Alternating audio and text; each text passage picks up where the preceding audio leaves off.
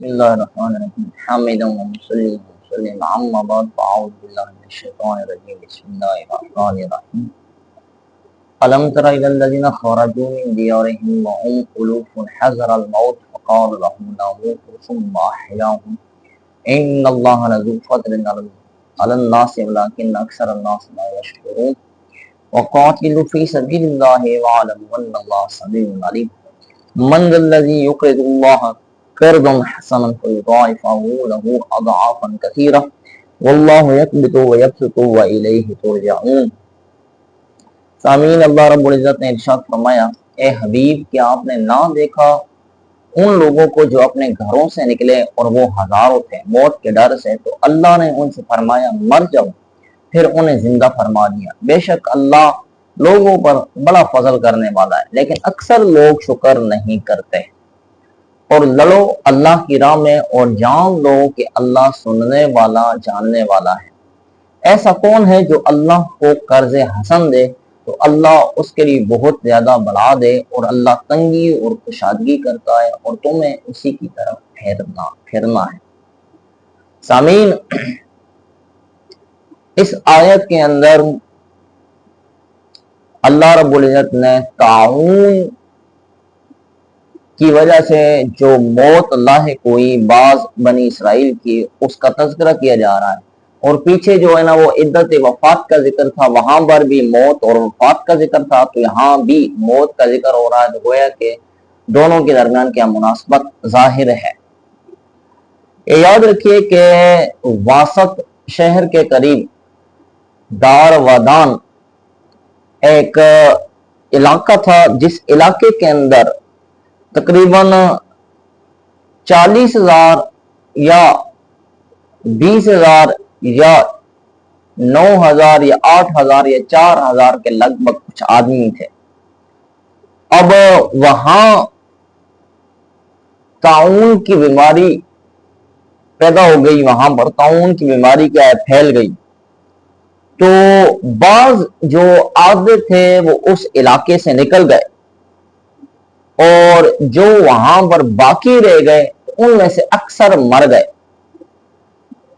اب جو باہر نکل گئے تھے ان میں سے کوئی ایک بھی نہیں مرا، وہ سارے کے سارے کیا واپس جب لوٹ کر آئے تو جو اس علاقے کے اندر ٹھہر گئے تھے انہوں نے کہا کہ یہ کتنے عقل مند ہیں کہ یہ کیا اس علاقے سے نکل گئے تھے، ان کی جان کیا ہے بچ گئی، لیکن ہم یہاں پر ٹھہرے رہے تو ہمارے اکثر حضرات کیا ہے فوت ہو گئے۔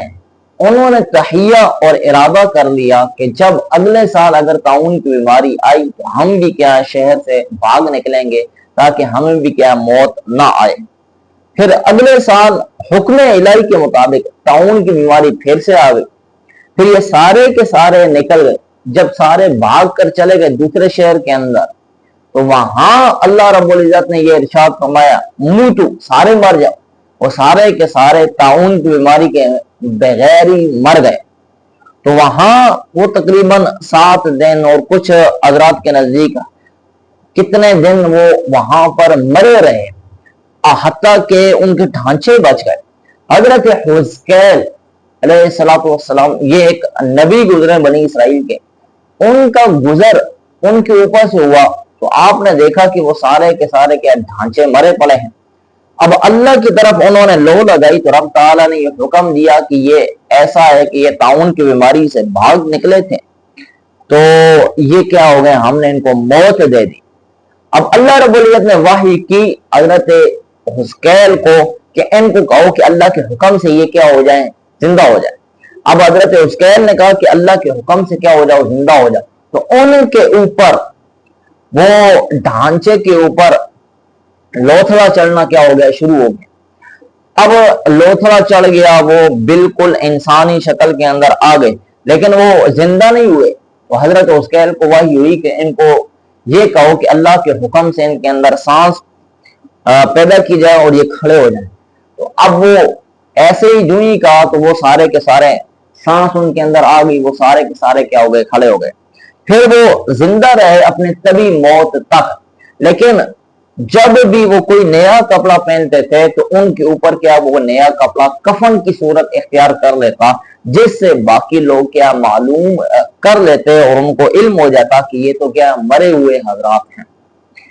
सामीन, यहाँ पर एक सवाल ये जहन के अंदर रखिए कि जिस इलाके के अंदर ताउन या कोई ऐसी बीमारी आ जाए तो उस इलाके के अंदर बाहर वालों को चाहिए कि जाए नहीं, और जो अंदर वाले हैं तो उनको चाहिए कि वो भागे नहीं।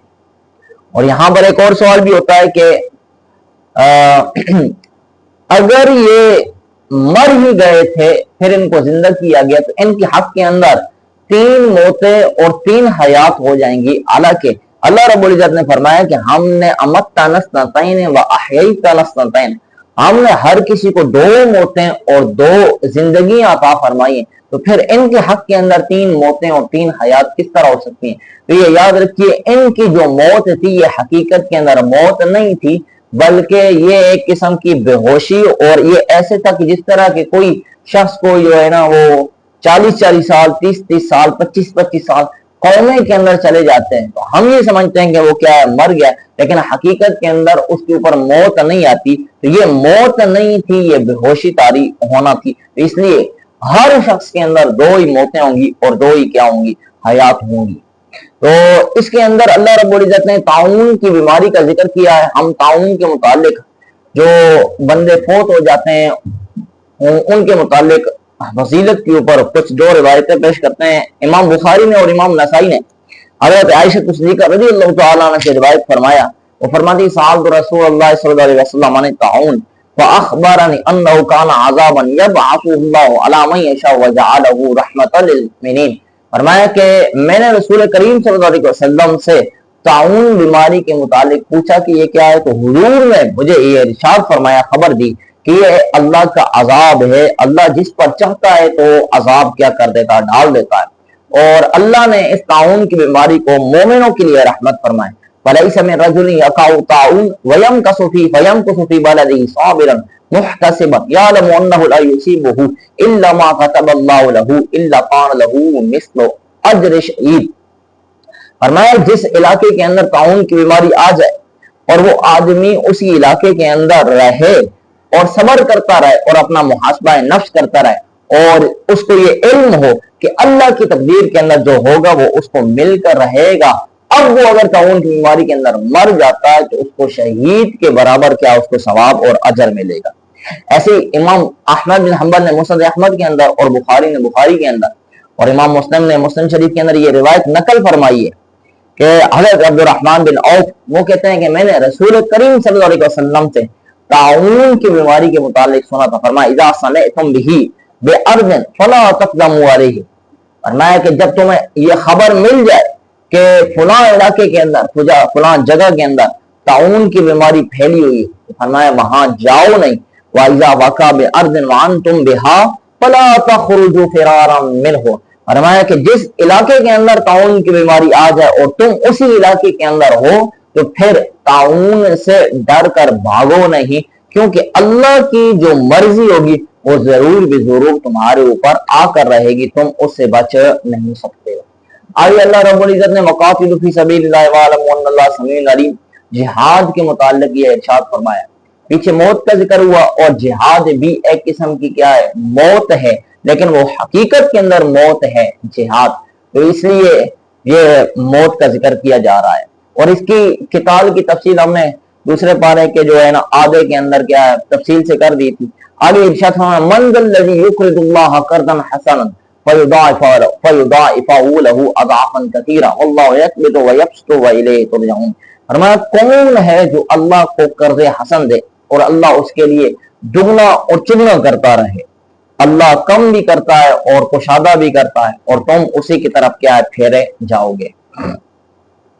सामीन, शुआबुल ईमान के अंदर इमाम बेहकी ने ये रिवायत नकल की हज़रत अब्दुल्लाह बिन मसूद से कि जिस वक्त मंज़ल्लज़ी युक़रिदुल्लाहु क़र्ज़न हसनन ये आयत नाजिल हुई तो हज़रत अबू दहदाह अल अंसारी रज़ियल्लाहु तआला अन्हु वो हुजूर की बारगाह के अंदर हाजिर हुए। अर्ज की या रसूलुल्लाह सल्लल्लाहु अलैहि वसल्लम इन्नल्लाह ला युरीदु मिन्नल कर्ज़, क्या अल्लाह हमसे कर्ज का मुतालबा कर रहा है?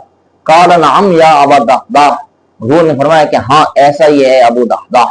تو انہوں نے کہا ارنی یدک یا رسول اللہ صلی اللہ علیہ وسلم، انہوں نے عرض کی یا رسول اللہ اپنا ہاتھ آگے لائیے، فناولہ یدہ قال فانی اقرضت ربی حائتی وحائط لہ فی 600 نخلۃ وام دحداح فی وعیالیہا۔ کہتے ہیں کہ حضرت ابو دحداح نے رسول صلی اللہ علیہ وسلم کا ہاتھ ایسے پکڑ کر یہ عرض کی کہ میں اپنے رب کو اپنا پورا باغ عطا کرتا ہوں قرض کے طور پر، اور اس باغ کے اندر 600 کھجور کے درخت تھے، اور وہ جب آئے تو دیکھا کہ ام دحداح اور آپ کے آل اولاد اسی باغ کے اندر تھے۔ فجاء ابو دحداح فنادى، تو ان کو آواز دے کر کہا یا ام دحداح، یا ام دحداح، قالت لبیک، تو آپ کی بیوی نے کہا ہاں بھائی بولیے کیا ہے؟ فرمایا اخرجی فقد اقرضتہ ربی عز وجل، کہ آپ اس باغ سے نکلو، میں نے یہ باغ اللہ رب العزت کے نام پر قرض کے طور پر کیا کر دیا ہے، دے دیا ہے۔ اب یہ اللہ رب العزت کے قرض کے طور پر دینے سے مراد یہ ہے کہ رب تعالی کے لیے اس کی راہ کے اندر یتیموں کو، مسکینوں کو، فقیروں کو، غریبوں کو صدقہ کیا جائے۔